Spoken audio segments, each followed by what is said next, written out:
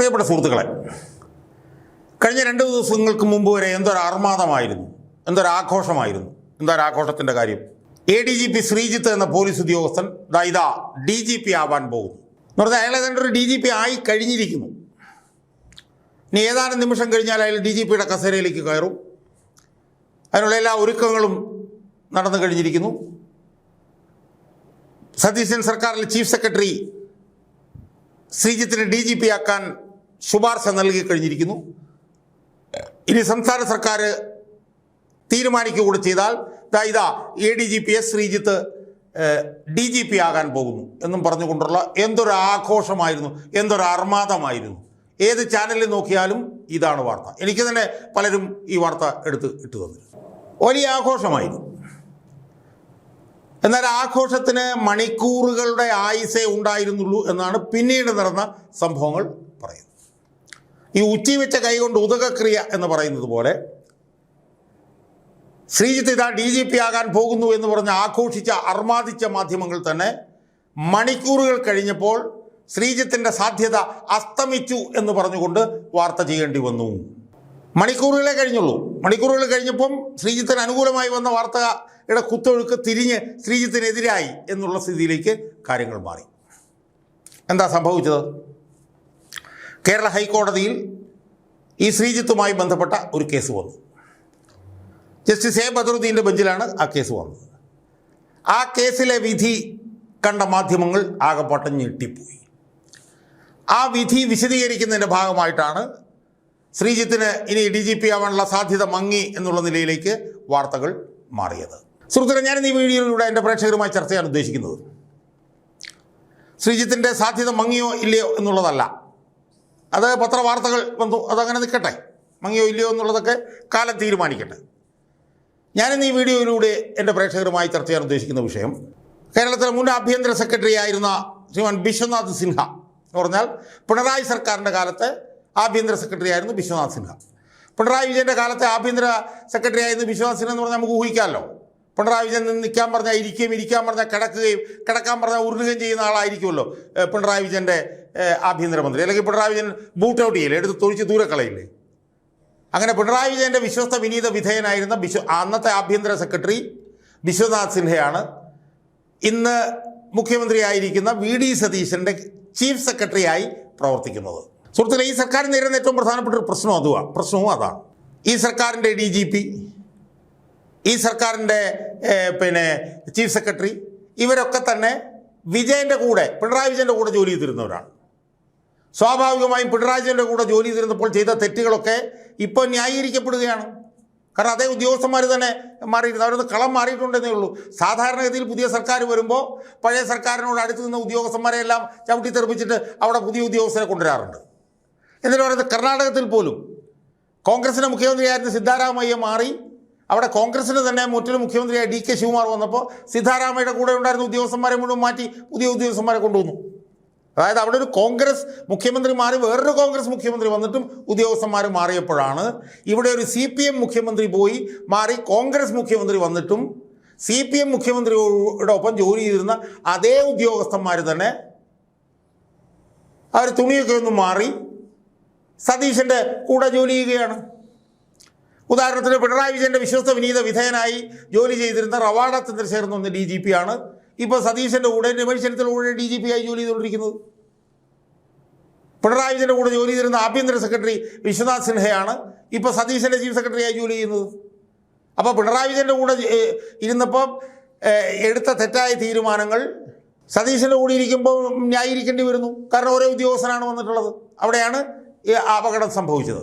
എന്താ വിജയൻ്റെ കൂടെ ജോലി ചെയ്തിരുന്ന വിശ്വനാഥ് സിൻഹ ഈ ആരോപണ വിധേയനും ഈ അഴിമതി ആരോപണ വിധേയനും ആയിട്ടുള്ള ഈ ശ്രീജിത്തിനെ രക്ഷപ്പെടുത്താൻ വേണ്ടിയിട്ടുള്ള ശ്രമം നടത്തി. കാരണം അന്ന് വിജയനും ശശിക്കും വേണ്ടപ്പെട്ടവനാണല്ലോ ശ്രീജിത്ത്, വിജയന് വേണ്ടപ്പെട്ട വിശ്വനാഥ് സിൻഹ. അപ്പോൾ സ്വാഭാവികമായും ശ്രീജിത്തിനെതിരെ ആരോപണം വന്നാൽ അയാളെ രക്ഷിക്കുക എന്നുള്ളത് വിശ്വനാഥ് സിൻഹയുടെ ഉത്തരവാദിത്വമാണല്ലോ. അയാൾ അന്ന് ശ്രീജിത്തിനെ രക്ഷിച്ചു. എന്താ സംഭവിച്ചത്?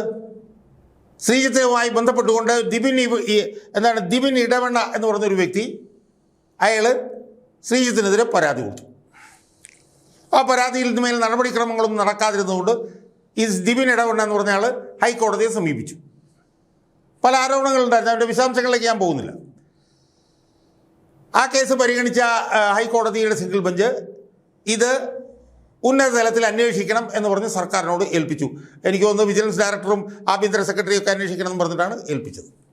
ആ വിഷയത്തിൽ സുതാര്യമായ അന്വേഷണം വിശ്വനാഥ് സിൻഹ നടത്തിയില്ല. കാരണം നടത്താൻ അയാൾക്ക് കഴിയില്ല.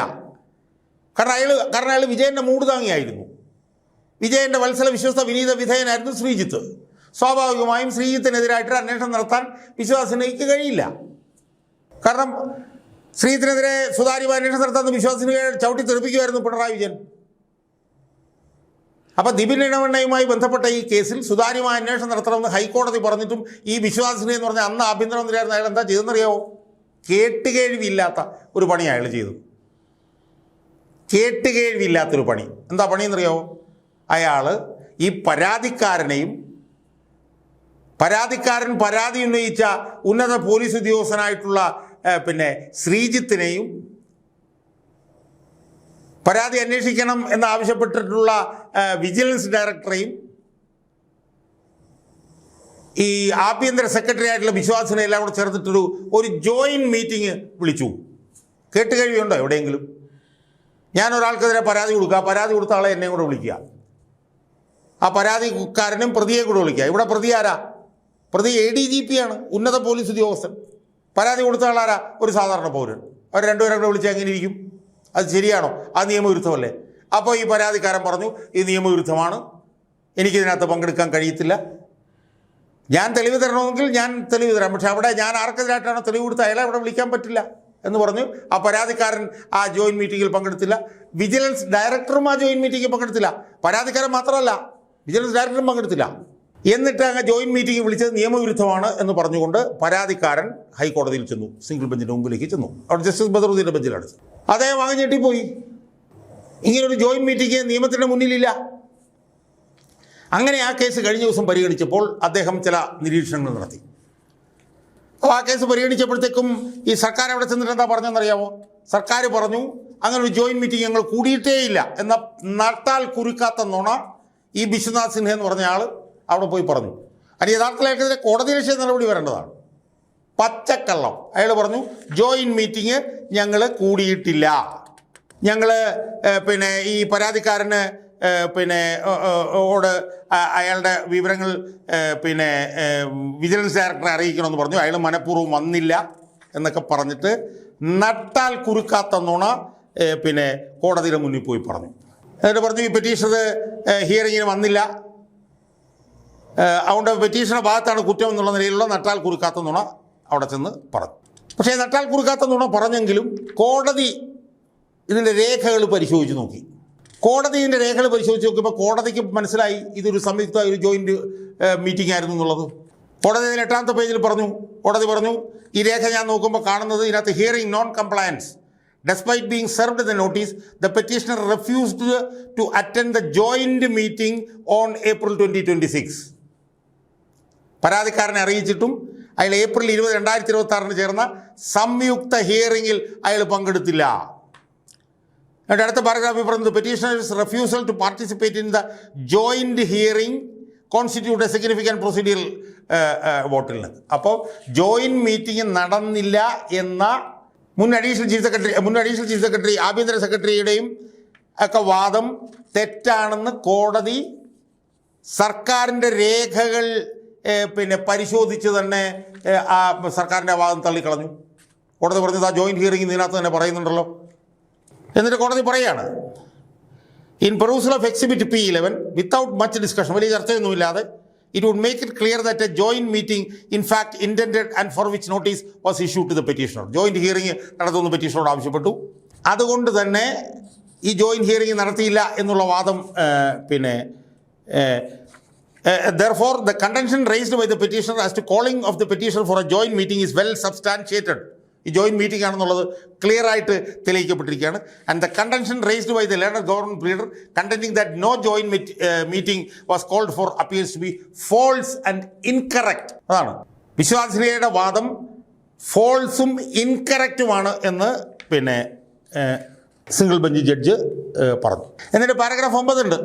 When serious allegations are raised against any person by a complainant, ഒരു പരാതിക്കാരൻ ആർക്കെതിരെ ഗൗരവതരമായിട്ടുള്ള ആരോപണങ്ങൾ ഉന്നയിച്ചാലും conducting a joint meeting of both of them could not be recognised as a fair practice since the complainant has many things to submit before the authority which would be derogating or implicating the other person so that other party could very well nullify the same. അതുകൊണ്ട് പരാതിക്കാരന് ചിലപ്പോൾ ഒരുപക്ഷെ പരാതി ആർക്കെതിരായിട്ടോ പറയുന്ന അയാൾക്കെതിരെ ശക്തമായിട്ടുള്ള പരാതികളൊക്കെ ചിലപ്പോൾ പറയാനുണ്ടാവും. എന്നിട്ട് പറഞ്ഞു when the opposite party is a senior police officer.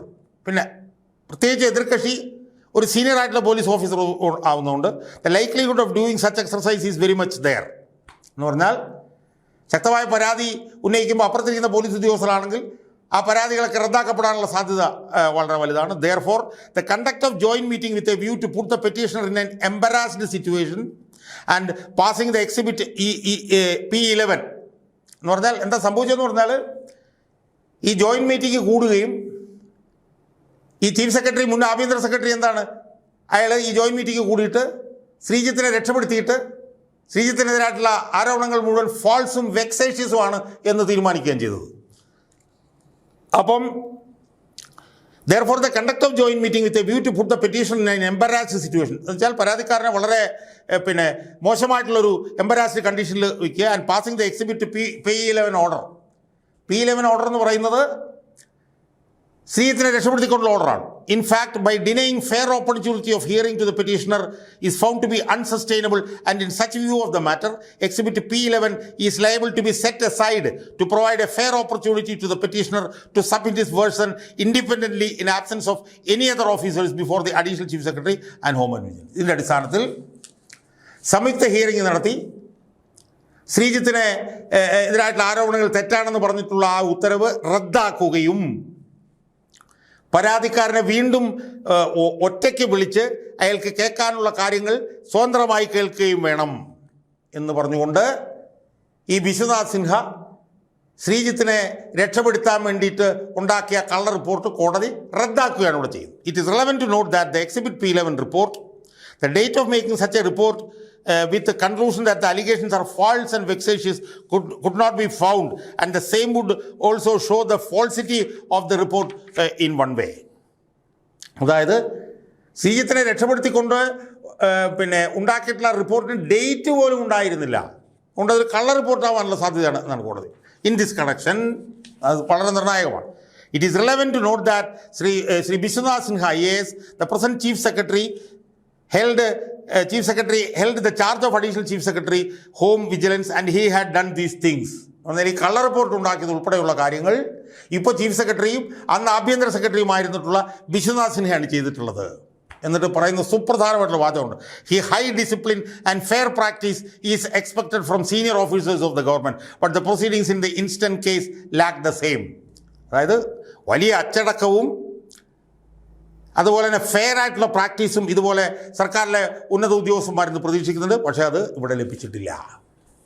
Clear അല്ലേ സുഹൃത്തുക്കളെ? ഇത് ശ്രീജിത്ത് എന്ന് പറഞ്ഞ ഈ ഉദ്യോഗസ്ഥനെ രക്ഷപ്പെടുത്താൻ വിശ്വനാഥ് സിൻഹ എന്ന അന്നത്തെ ആഭ്യന്തര സെക്രട്ടറിയും ഇന്നത്തെ ചീഫ് സെക്രട്ടറിയും നടത്തിയിട്ടുള്ള നീക്കങ്ങളെ അതിരൂക്ഷമായി വിമർശിച്ചുകൊണ്ട് സീനിയർ സർക്കാർ ഉദ്യോഗസ്ഥന്മാരിൽ നിന്ന് ഉയർന്ന തലത്തിലുള്ള അച്ചടക്കവും ഫെയർ ആയിട്ടുള്ള പ്രാക്ടീസുമാണ് പ്രതീക്ഷിക്കുന്നത്. അതിവിടെ ഉണ്ടായിട്ടില്ല എന്ന് കോടതി പറഞ്ഞിരിക്കുന്നു. അപ്പോൾ ഇതിൽ നിന്ന് കാര്യങ്ങൾ വളരെ ക്ലിയർ അല്ലേ? ശ്രീജിത്ത് എന്ന് പറഞ്ഞ ഉദ്യോഗസ്ഥനെ രക്ഷപ്പെടുത്താൻ അന്നത്തെ ആഭ്യന്തര സെക്രട്ടറി നടത്തിയിട്ടുള്ള മ്ലേച്ഛമായിട്ടുള്ള ശ്രമങ്ങളെ ആദ്യാവസാനം കേരള ഹൈക്കോടതി തള്ളിക്കളഞ്ഞിരിക്കുകയാണ്. ഇനിയിപ്പോൾ ശ്രീജിത്തിനെതിരെ പരാതിക്കാരൻ്റെ പരാതി അനുസരിച്ച് പുതിയ അന്വേഷണം നടത്തി 3 ആഴ്ചക്കുള്ളിൽ റിപ്പോർട്ട് കൊടുക്കുമെന്നാണ് പറഞ്ഞിട്ടുള്ളത്. അതിന് സുതാര്യമായിട്ട് ഇനി അന്വേഷിക്കാൻ പറ്റുള്ളൂ, കാരണം കോടതി അത് നിരീക്ഷിച്ചുകൊണ്ടിരിക്കുകയാണ്. അപ്പോൾ അതുകൊണ്ട് ശ്രീജിത്തിനെ രക്ഷപ്പെടുത്താൻ വേണ്ടിയിട്ട് ഇന്നത്തെ ചീഫ് സെക്രട്ടറി വിശ്വനാഥ് സിൻഹ ഏറ്റവും ഹീനമായിട്ടുള്ള ശ്രമമാണ് നടത്തിയത് എന്നതിൻ്റെ അർത്ഥശങ്കയ്ക്കിടയില്ലാത്ത തെളിവാണ് ജസ്റ്റിസ് എ ബദറുദ്ദീൻ 2026 ജൂലൈ 28 ഇറക്കിയ ഈ ബൃഹത്തായിട്ടുള്ള ഈ ഉത്തരവ് എന്നാണ് എനിക്ക് എൻ്റെ പ്രേക്ഷകരുടെ അടുത്ത് സൂചിപ്പിക്കാറുള്ളത്.